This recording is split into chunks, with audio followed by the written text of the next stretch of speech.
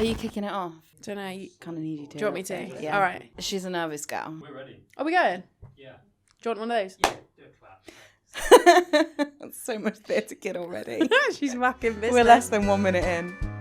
Welcome to Spill, the podcast we wish we'd had when we were growing up. Some very candid conversations on life in your 20s and 30s, the ups and downs, and the messiest parts. But essentially, we just chat pure shit. So welcome to the chaos. Oh, you know what we should get?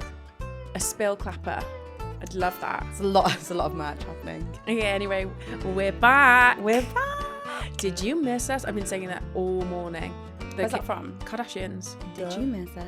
Because we missed you. Right, so we're here. We're back.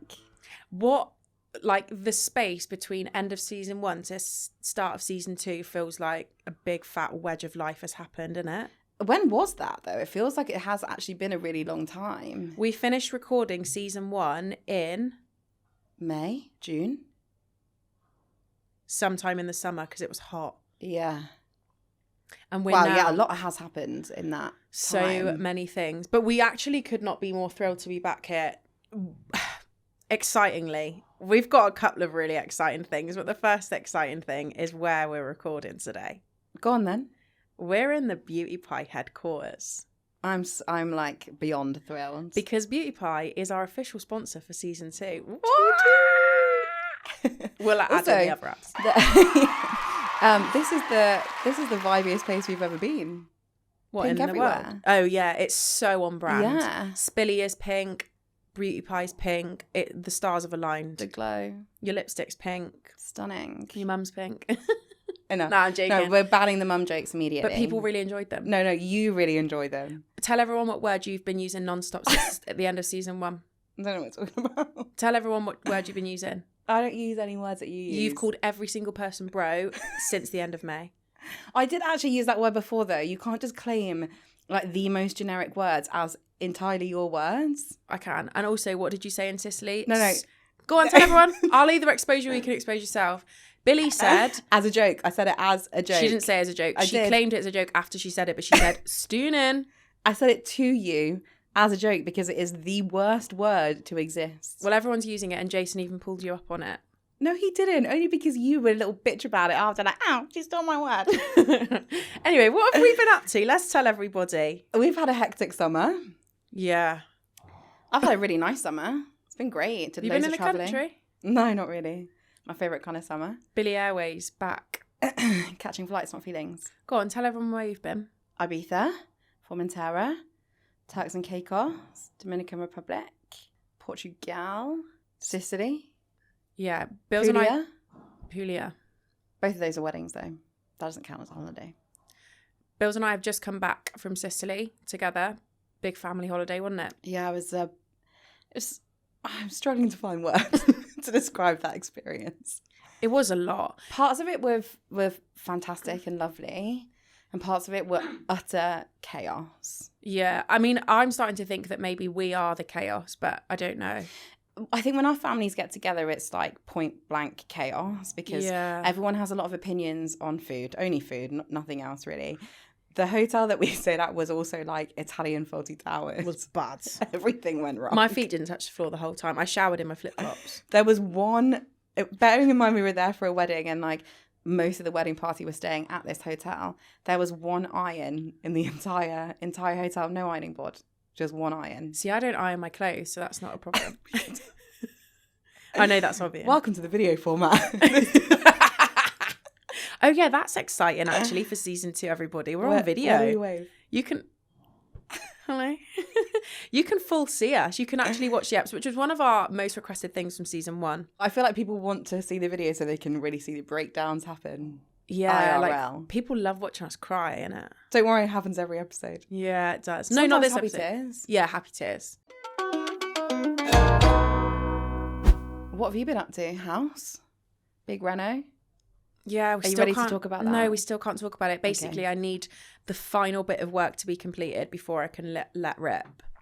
But ultimately, it's just been really rough, and I would love to talk about it at some point because you got to make mistakes to learn from them and all of that. But I've just made quite a lot of very would be big, great if you stopped making mistakes. huge, expensive mistakes. Do you know what I mean? Like if I could just have a break from making the mistakes and having to learn the lessons from the mistakes I've made, I can't wait for that day. Just a little breather, of like life going according to plan. But ultimately, living in Wales, moving to Wales, is the best thing I've ever done. Was it at 4 a.m. this morning? Yeah. Still. Do you know yesterday I had to register at the doctor's surgery? Every single member of staff either smiled or spoke to me. That's what it's like in Wales. And what did we have today when we got on the tube in London? We only had one Aggie person this morning. Are you joking? Someone bashed my bag. We did. It was nice. Didn't say so. No, everyone in London is absolutely in it for themselves. In a rush. Like. Sometimes I like that though. It doesn't make me feel like a main character. No, there's no main character about it. Have you seen Working Girl? You know that film? No. From the 80s? No. Oh, it's gonna. I'm not as old as you, remember. Rude, you're 2 years younger than me, that's it. I think it's 2.5. No, it isn't. Our birthdays are like 2 months apart. Oh, whatever. Anyway, there's like a scene, it's Melanie Griffith and she's like walking and like she's on the boat going over the bridge. Not bridge, on the Hudson River, maybe. Can't really remember. But anyway, it's just like pure main character and every time I'm like, commute to go, going to an office, I feel like a main character. Yeah, that's because you're a bit chuggy. Oh, that was a good eye roll. You did like one at a time. Should you? We're banning chuggy. No, I don't want to ban any words. It's not fair. I'm not chuggy. You are a bit basic. You're so much more basic than I am. I'm not basic at all. I let it stand by it. Becky said I'm not basic. Becky's lying. We also have we're just like bigger and better than ever for season 2. We have a new team. We've got a social media assistant. We've got videographers. Things are changing around here. We're going to intro everybody at some point. Yeah, because we want everyone to feel like a part of it. I am outnumbered now, though, for like 4-1 on Theatre Kids. Listen, there's some big Theatre Kid energy in here. Yeah. But what does it say? Theatre Kids, front, winners of the race. Right? Isn't it? I've got Hannah at least as my tennis pal. Hannah loves musical theatre. And tennis. Hannah, what do you love more? Can I tell you this really funny moment in Sicily, right? Me, Baz, and my dad were all doing a bit of work in the bar. And Billy was meant to be doing work too, but then found out that who is it? Nadal.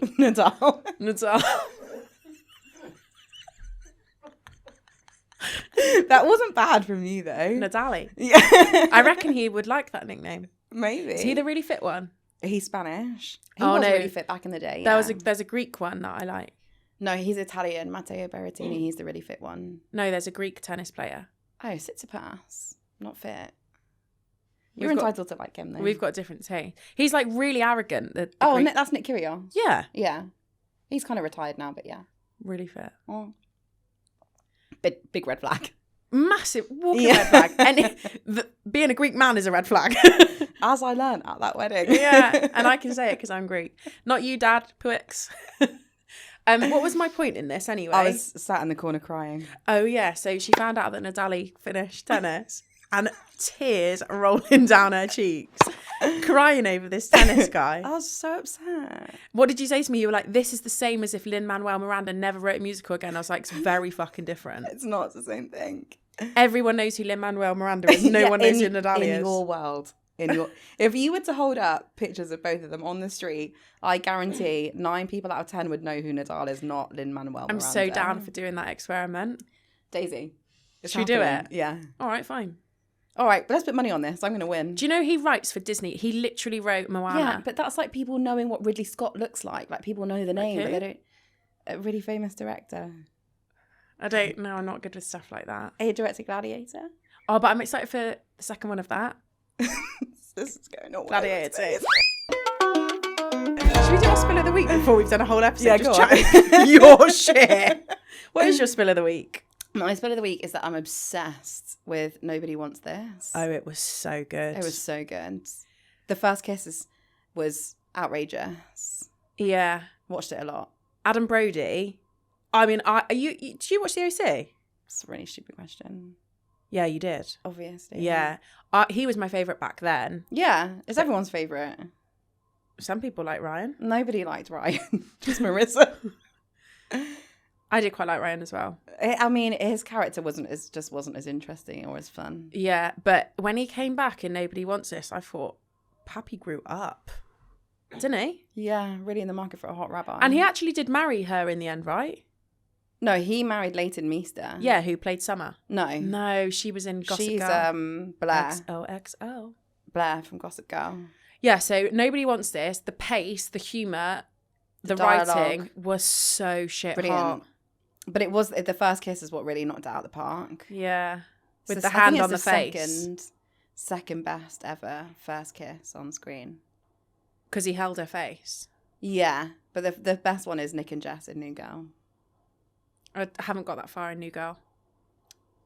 Aired about 10 years ago. Yeah, but I've just started watching it, innit? Oh, you need to get there. It's so good. Do you know what I've discovered about me, right? I can't watch too many things at once. Overstimulated. Huh? Overstimulated. Yeah, maybe. If I'm watching a programme, like that's the only programme I'll watch, I struggle to sit down and just watch TV. But Diagnosis for another day, innit? You are like dedicated to one show. Yeah, but I can't watch like DB can pause a film and then just carry on watching something else and then like go back to the film. No, that's weird. I couldn't do that. Mental behaviour. What is your favourite ever TV show? Oh no, I know the answer. Sopranos. Yeah. Never seen it. Of course. What's your spill of the week, lady? My spill of the week is that I'm obsessed with mouth tape to sleep at night. Have you seen it? Yeah, but how do you still breathe? Mate, I'm going to a different realm at night at the moment. It's so good. It's unreal. Can't wait for this to be your entire personality. It already is. The first time I wore it, my boyfriend said to me, have you got any of that for the daytime? Basically, nothing sexier getting into bed. Night, sweetheart. Oh, my earplugs in, mouth tape over, I'm like that. What does it do then? Makes you breathe better? Yeah, so like, you know all breath work, like breathing, your breath is like the centre of everything. So you know when you're giving birth, well, neither of us know that, but they do that hypnobirthing thing, innit? So they make you like breathe through your nose. That's what hypnobirthing is. I don't know if that's entirely hypnobirthing. I think that's just controlling your breath. Yeah, so like yoga, breath, Pilates, breath. Yeah. In a stressful situation, everyone Staying says alive. take a deep breath.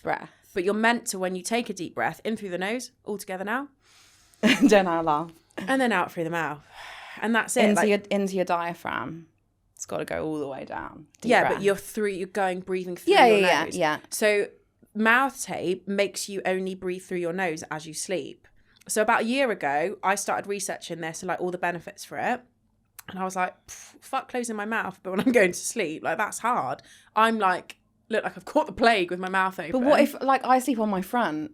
So can what, you with have... your pillow smashed in the face? Yeah. That's not good, bro. Like this. No, you need to train yourself for spine alignment to sleep on your back, head like that. Oh, it's just mouth another thing to closed. do, isn't it? I do look like a corpse when I go to bed. My sleep may have progressed. My sex life may somewhat be jeopardised. It's paused. But honestly, I am having such deep sleep. So what is it? Just like a roll of tape? Literally looks like a duct tape goes over my mouth, and then I peel it off in the morning. But can do you see a photo? No, I don't know if I do. No, come on, because now it's visual. Everyone can see it. We'll post it on. I woke up in Sicily the other day. Oh, did you take it to Sicily with you? Mate, from the first day I've put it on, I've not taken it off. I can't sleep without it. What if you like are like can't breathe at night? It doesn't happen. It's so peaceful, the sort of breathing that you do. I'm not convinced. Honestly. Oh no, guys, I'm really sorry. Should we just move it back? We'll put this photo on the visual. You ever seen anything? That's what I look like when I wake up. Everyone want to see? I've never seen you look more beautiful. What I will say is that it's really impressive that I can go from looking like that to my best. I wouldn't say today's my best, but it is my top tip, especially for when you've got a big occasion or a wedding. Look like absolute trash morning of. Also, the mouth tape's meant to sharpen that jawline up. Yet to see that as a perk, but we're gonna try and find a draw at the end of this season. Yeah. So yeah, that's my spill of the week. Love mouth tape. I'm in my wellness. Like, I don't want to use the word era because I don't like it, but that's what I'm in. Okay, I'm pleased for you about the mouth tape. I don't think I want to try that yet. I think you should. My stomach's gonna rumble and it's gonna be really loud and be really embarrassing. Okay, what are we going to talk about today? We're going to talk about how we have struggled to get dressed. Every single day. Every day. But I feel like it's got particularly worse over the last few months, maybe from the end of the last, you know what, actually, I tell a lie, we struggled in season 1 with what we were wearing on the podcast, and I think the struggle with what we're wearing day to day has progressed. But you're actually quite good at getting dressed. Yeah. No, I thrive only in one environment, holiday dressing. I disagree. Like when we go to work events and stuff, you 100%. Oh, thanks. You look vibes. Nice. When was it? What did we do? We had a big meeting day in town that we kicked off with a Savage Fenty breakfast at Selfridges. But actually, before we kicked off with that breakfast, we kicked off with a big beefy breakdown. Oh my God, it was so bad. That was bad. I full on trauma release that day, didn't I? Talk us through it, sweetheart. Well, I mean, it's no secret. We do joke about it all the time, but like I absolutely hate clothes. But what we've discovered is it's not so much the clothes that I hate, it's my body. It's my big bunda. No, basically, I say that I hate clothes, but what we've established, because I did a bit of a style thing with Karina, you know, style idealist, love her. And when we kind of spoke through it, she was like, you're telling me the bits of your body that you hate, and I'm looking in your wardrobe and things aren't matching up, babes. She's like, you say that you hate the bottom of your stomach, so why is everything a crop top? And I was like, now that is a great observation. She's like, so what do you wear every day? I was like, sweatpants. Tracksuit. Yeah. She was like, so what do you wear when you go out? Tracksuit, sweatshirt, Crocs. The bigger problem, that is a big problem, but like you don't have any foundations to your wardrobe. Like we went through this last night. It's like, we've got a white t-shirt. No. Yeah, how can you not have a white t-shirt? Like fundamentally. How? How do you exist without a white t-shirt? Even like boys have a white t-shirt. Everybody has a white t-shirt.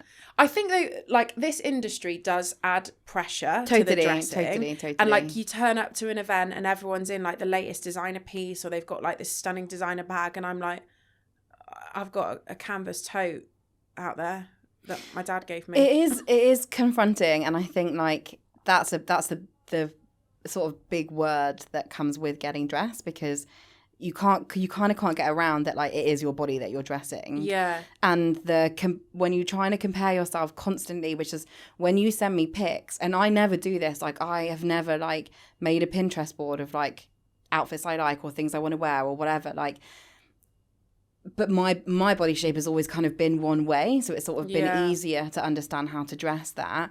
And now I find it almost more difficult because everything that I've relied on in comfort wise as an oversize is like not working how I want it to. Whereas you send me references of like outfits you like, and I'm like, it's just, that's on Hailey Bieber. That's like, only Hailey Bieber looks like Hailey Bieber. That is where I fuck up, yeah. I think in my head I see myself very different to what my reality is. How do you see yourself? Just like, I look like Ashley Graham. I mean, you do. In my dream when I go to my realm sleep with my mouth tape on. I'm sure she does that too. What? Pretends to look like me? I don't think she does, babes. You see her at Victoria's Secret show? Yeah, I did. How do you feel about that? Can I tell you how I feel about it? Yeah. Whilst you're thinking. Yeah. Everyone's losing their mind, like, oh my God, yeah, like we're represented. Are we? Because Ashley Graham is still like stunningly in proportion, sexy, curvaceous, big boobs, small waist, big bum woman. Most beautiful face in the world. Yeah. So like, oh, what, wicked, we've gone above a size 10 and we're represented. I don't think so. My thoughts weren't really above, like, on the representation side. One, I thought the shoes, no one could grip the floor, so everyone had a really bad walk. Second was, it just kind of looked a bit tacky. Victoria's Secret is a bit tacky. Yeah, but the show's always actually been, like, iconic, really creative. Yeah. And, like, the wings were always amazing. There was always the fantasy bra. Like, I went to the show in Paris when Bruno Mars and Lady Gaga performed. It was actually outrageous. That's a big flex. Oh, it was amazing. But, and like, you got the drama of the show, but I feel like because they were trying to make it so like accessible to everybody, and I don't know whether they actually did a good job of that or not, they just sort of got like the names in of people that represented demographics, like a curvier person, more like a dark-skinned girl. They did have 2 trans models though, which was amazing. Yeah, but you don't want it to feel like a box ticking exercise, do you? Which I think it still did. Alex Light did a really good video on it. She always nails it. Yeah, she does always nail it and stuff like that. But she basically did a review video on Victoria's Secret, and everything she said, I was like, yeah, no, bang on the money. I think if you're going to commit to it, commit to it bigger and better, but it sort of felt like they ran out of money. Yeah. Because they'd paid everyone to be part of it, as opposed to it being this like big production. When I get deflated is when I see how much everyone's like, oh my God, this is the best thing ever. Finally, we've got plus size women. I'm thinking, no, sweetheart, she's not plus size. She's perfectly proportionately curvy. She is, but she's like the perfect version of it. Yeah. It's still aesthetically very beautiful to look at. And I remember when I did curve modelling, and that in itself sounds like such a wanky sentence to say. I remember when you did that too. But I really struggled because, yes, okay, I was accepted in the curve division. Yeah. But when it comes to it, I wasn't quite tall enough. My boobs aren't quite big enough. My stomach isn't in proportionally flat enough. So there are still just as many criterias to be a plus size model or a curve model as there are a straight size model. There still is there's a lot of underrepresentation in terms of a body just looking like a fucking body. So how am I meant to put a pair of jeans on and a t-shirt and that be a normal outfit when you just don't see that? Well, you can find those pieces, but you have to acknowledge what your body looks like. Yeah. And that's the hard part. It's the constant pull and push in it of like, shall I accept or shall I just cave like everyone else? Well, I think everybody does it. Like, I'm in my cave era. The jeans don't fit, but I'm not going to get rid of them. I'm going to save them until I do that all the until time. I lose weight to get into them. But everybody does that. Like, oh, it's a bit tight, but like maybe in a month's time that'll work. Mate, I've got clothes in my wardrobe since I was 15. That's also a problem. A big problem. Also screams. No, that makes sense, doesn't it? Yeah. But I get it. I've done the same thing. And like I said, I think that's why I like holiday clothes, because it's like easy, breezy, floaty dress, done. No, I panic when I'm on holiday because there's so many things to consider. Like, are my legs going to chub together? Is that going to get sweaty and uncomfortable? Am I going to get too hot? Are my arms going to be out? Don't like that. There's so many tick boxes. You never really wear dresses though, because that kind of covers all of those problems. No. Why not? I don't know. Do you not like them? I also don't like myself in trousers unless they're like a baggy jogger. I'm not into it. I feel like I look really blokey.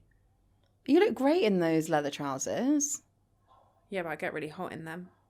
I mean, that's a separate issue. We both run hot. Yeah. See, that's the other thing Karina said. She's like, you need shock exposure therapy. What is that? So, like, basically, when I feel uncomfortable in a completely classic outfit, like a pair of jeans with a tight t-shirt tucked in, and I literally feel like everyone in the world is looking at me, she's like, you just need to go out there and stand and realise that no one gives a shit. She is so right. That is so true. I do think there is an element of that involved. But I also feel tired of, like, having to accept my whole life. Like, do I really have to accept that my stomach looks like this when Hayley's doesn't? Long. It is long, but, like, how are you going to get through the day without that? Well, with multiple breakdowns is how it's run so far. Yeah, I've got to get over it a little bit. But the thing is that, like, you always look beautiful and you always do look like you're meant to be where you're meant to be. And I think you sort of get hung up on the, I don't look like I belong here. Yeah, but always get like that. Like, never once has that crossed my mind, ever. Yeah, but you're biased. You have to love me. I don't have to every day. Trust me, I don't. No, I'm joking. I really do. But it's more like I've been at those events for 10 plus years. Yeah, I've seen it all, and like, sweatshirts have arrived. Oh, what was that? A little drop that merch is coming. Sorry, everyone. Well, You've been at the events for 10 years. Yeah, so I feel like I've seen every type of person that would go to those events, and like, you don't stick out one bit. Like, you don't stick out more than I do. I think, do you know what? The whole thing is about feeling right. We've spoken about this before. But the chaos involved. So, like, for my dad's wedding, we were due to leave my house at 3:30 a.m. on Wednesday morning. When do you think I ordered a dress for my dad's wedding? I know when you ordered it, so I won't answer that question because it was stupid. Monday night. Like, that's just a Lulu though. Like, why did you do that? Because I'm a dick. Monday night I ordered it, 10 p.m. Tuesday afternoon it arrived. I didn't try it on until 5:30. But that was you just putting it off. You not wanting to like have to confront your body and decide what to wear and see like things that you wanted to wear didn't look the way that you wanted them to. I totally get why you did that, but do you not think that buffer of like a day? Oh, just an absolute dumb bitch. Because think about it, right? With the exact same body and the exact same event, if I had prepared a month before, no matter what the end result would have been, I would have felt better had I had been prepared. Yeah. But I don't. Like, I leave the chaos because I want to avoid it so much, and that ends up like contributing to the feeling. Yeah. There was the panic then. Yeah. So on top of like all the other feelings and emotions, at my dad's wedding, I literally wanted to just... You were so not yourself on that day. It did really upset me. Yeah, I was rigid. Well, there's a lot of reasons. Being back in Sicily was a bit of a... Yeah. Do you want to dig into that? We can dig into it if you want. Yeah, I think it'd be good to. Well, we've actually not talked to... This is also a problem that we have all the time. Sasha and I speak to each other on the phone. As classic millennial, just really exposed myself there, didn't I? Yeah, a bit embarrassing for you. Every day. And we basically talk as if we are on a podcast every day because it's like natural therapy, isn't it? Yeah. And it was weird because we talked about Sicily, you going to Sicily, and backstory if anyone's a new listener here, Sasha got married in Sicily. Sasha got married in Sicily. That's really hard to say. Sasha got married in Sicily. In 2022. That relationship has now ended. And we went back to Sicily for your dad's wedding 2 years later. 2 years later, same place. You had looked at that venue as your wedding venue, right? Yeah. And same wedding planner, like a lot of the same people because it was your dad's friends. Yeah. And we talked about it a lot before in that I was like, how are you feeling about going back to Sicily? And you were so happy about Sicily as an entity because you've had great times there, great memories there, including like parts of the wedding. I'm on the tourism board for Sicily. Like, it's the best country in the world and I absolutely love it. It's and actually like, not a country, but... Is it not? What is it? Part of Italy. No way. I thought Sicily was a separate country. Not on the tourism board now. It's really giving what's half a 75. Yeah, it is giving that. And the thing is, like, Dad and his wife, like, Dad and Rachel asked me how I felt about it, and I was like, fine, don't worry about it. That fine was a real giveaway there. But I really was fine to the point where my therapist doesn't even know that this has happened. Obviously, she's going to fucking find out on Monday, but she didn't know before because I hadn't mentioned it. Like, it wasn't on my... You were going to Sicily for the wedding? Yeah, she didn't know. Oh, wow. It hadn't come up in conversation because I genuinely felt so fine about it. Yeah. And the person who was most concerned was actually my little brother, JJ. Yeah. Which is really sweet. Really, really cute.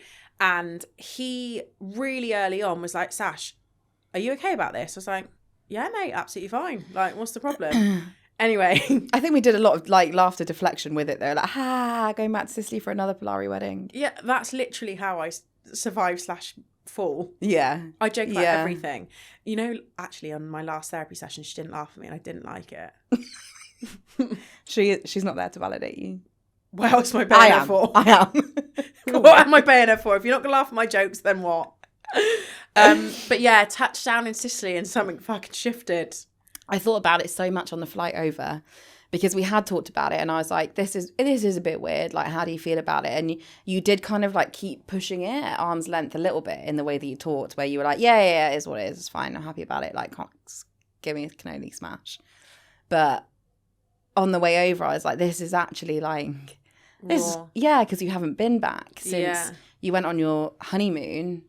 Yeah, I just think the only way I can describe it based on the breakdown I had when I came home was, imagine you have an operation and then like the wound is healed and you don't think about it anymore, and then randomly someone comes and gets a knife and then just like goes straight down that line again. That's kind of how it felt.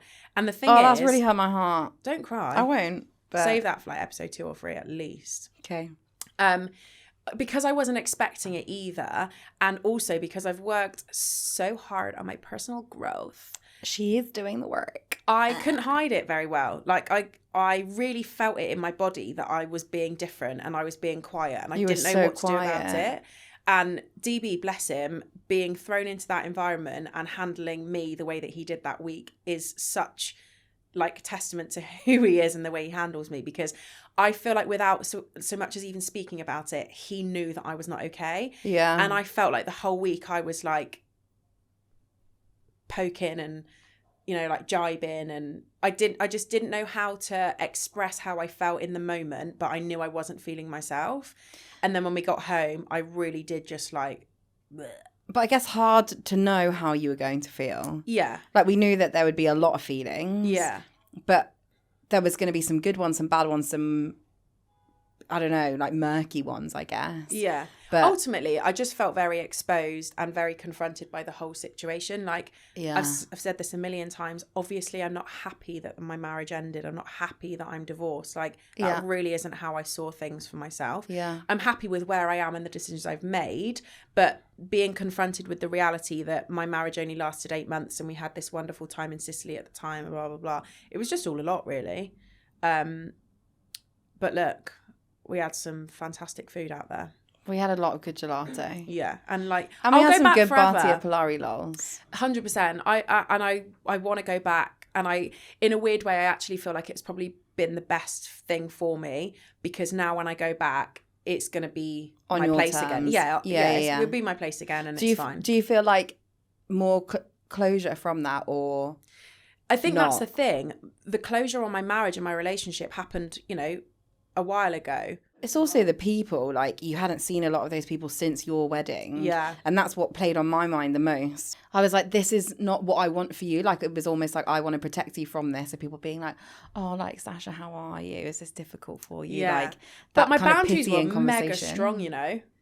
Well, yeah, you spent the whole time with Jevon. Literally, I'd had minimal conversation with people on the wedding day, because I was like, I can't engage in someone saying, oh, how have things been? You know they've been shit. Shut up. Yeah, you've seen Instagram. Don't ask me. We've seen the hair. We fucking know she's chopped her hair off and she's had a midlife or a quarter life. But yeah, I mean, overall it was a lovely trip, but it was just a lot of emotion. I did like your dress that you wore, though. Hated it, but thank you. Why? Just felt I looked like a pregnant mob wife. Mob wife, let's hold on to that bit. Which ultimately is my vision. I think I was a mob wife in a previous year. You look like you owned the country. Not that it's a country. You look like you owned Italy. You were given rich. That's my favourite adjective to be called when I get dressed. If someone says, oh, you look expensive. I'm like, really? Yeah. Yeah, you really love that aesthetic, isn't it? No, I just want to look like I've been like put together. They're like, oh, you look expensive. Yeah, you I don't did. want to look cheap. I liked your hair up as well. That was kind of a big deal for you. That actually was a really big deal for me. I'm not normally a hair up kind of gal.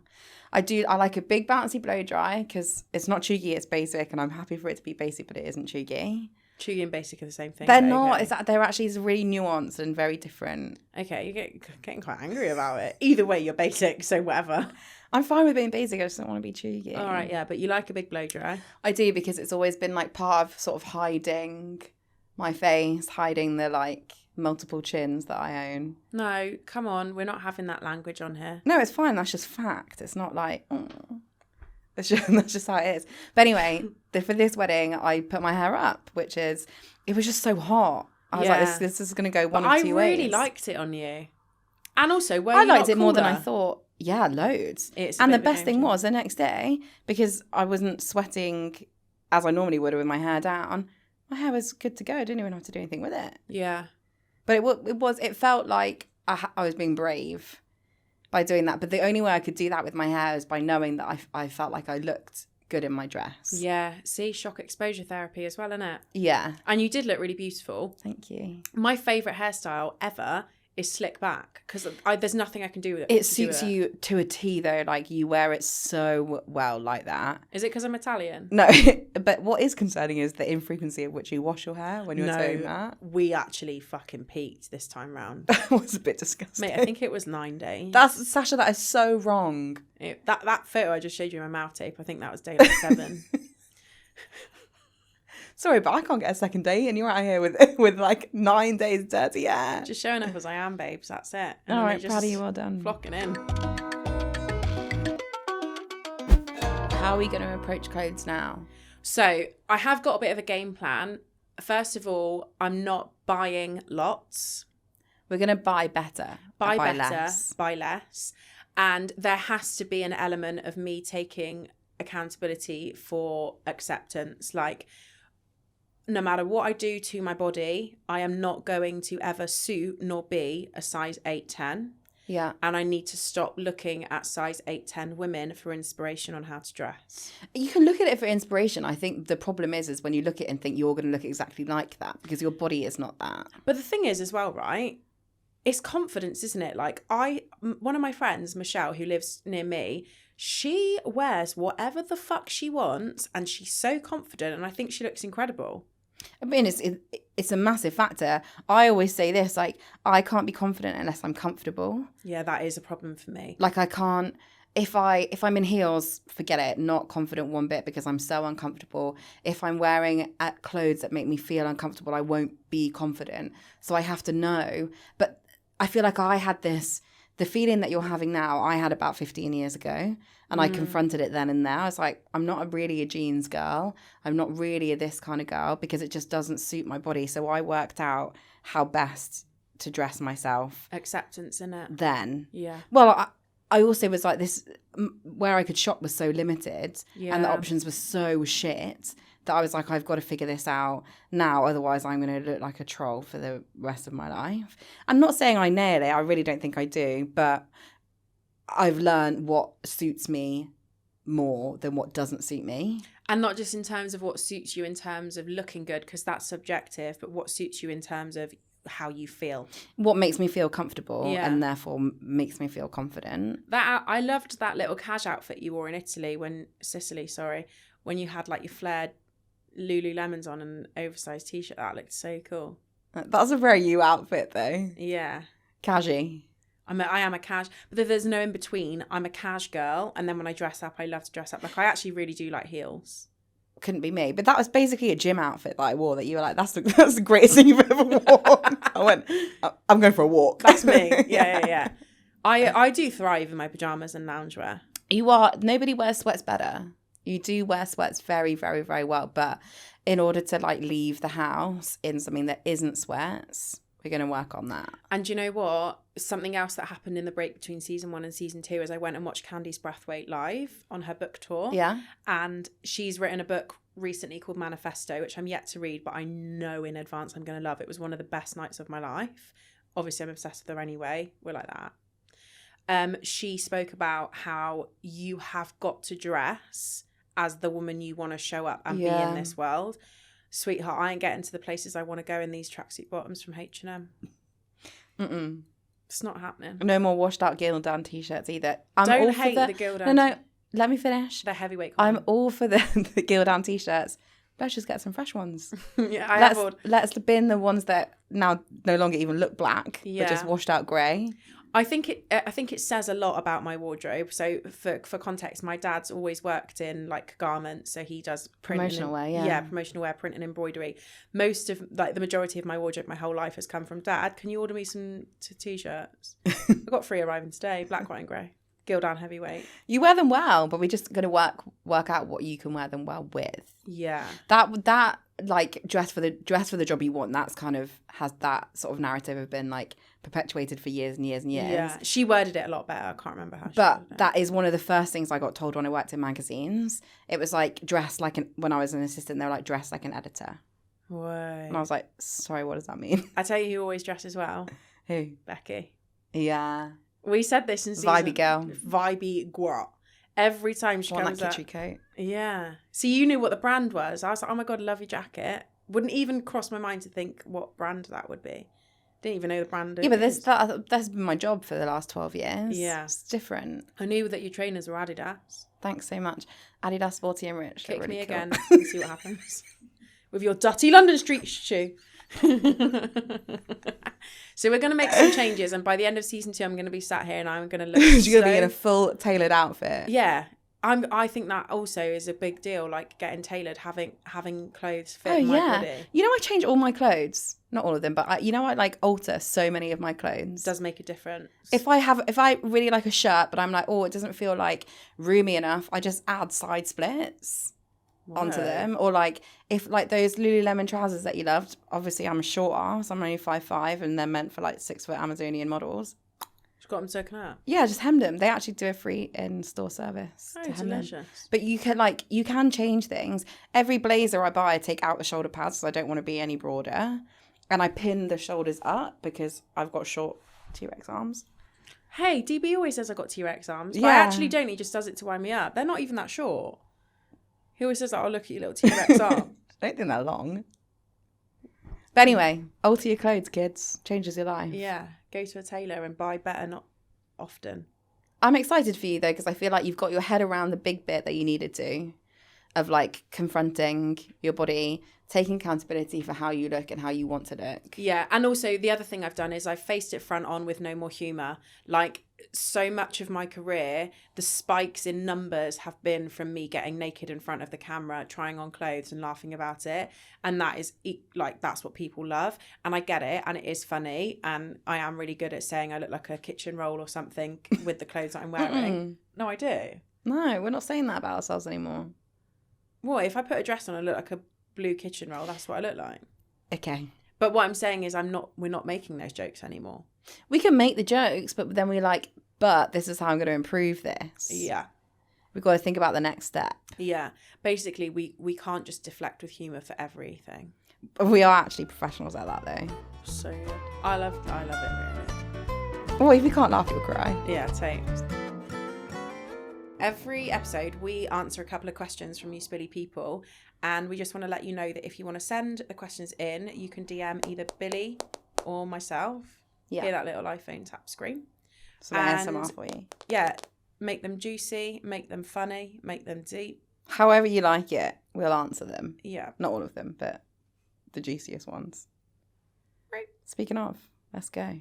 If you could eliminate, well, this is a really good one. If you could eliminate one human emotion, which one would you choose?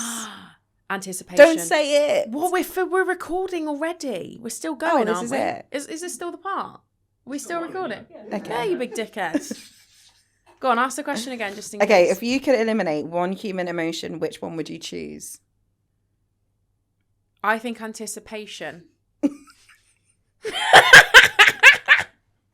That is so random, but I think anticipation is the worst emotion to feel. So you want to be excited about something though? Anticipation isn't excited. That's Of course a it separate is. emotion. Like, I've booked a ticket to Chris Stapleton next week. I'm anticipating how happy I will be when I hear his voice. You're being really thick right now. Anticipation and excitement are two very different emotions. No, but isn't the anticipation like the build up to something? No, and anticipation is the unknown of the build up for something. Like, I think that's a different emotion. right. Oh, I've applied for a job. The anticipation is waiting to know if I've heard about the job. Yeah, but no, that's anxiety. Oh, get to fuck. Read out another question.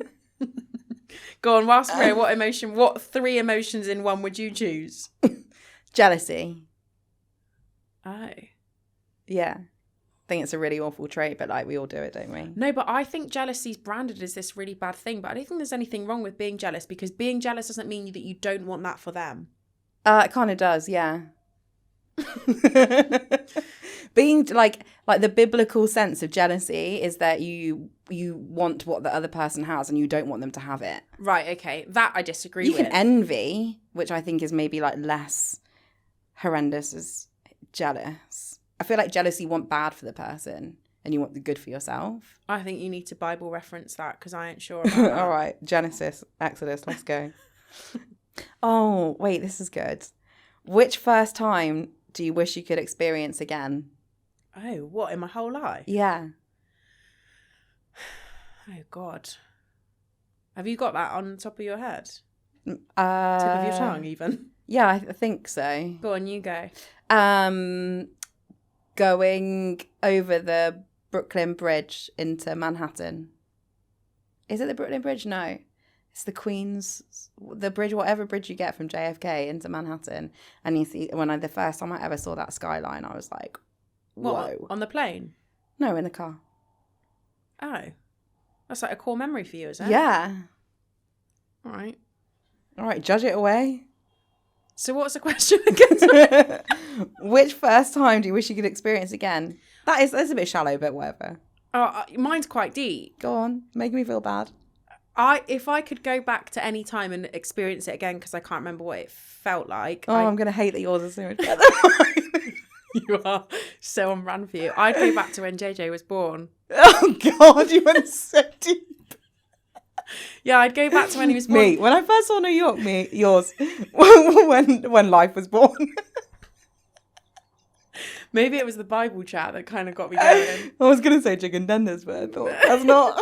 Yeah, the first time I bit down on a chicken nugget from McDonald's. Can I just say, I had the McRib yesterday. It's fucking vile. It tastes like dog food. No words.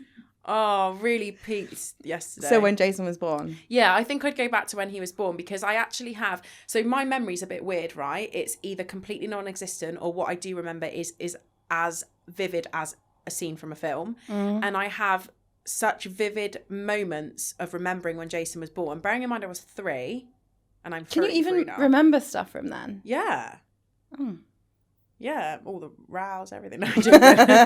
And I would go back to the day he was born so that I could relive that now. That's really cute. Yeah. I was really pissed off when Ashton was born.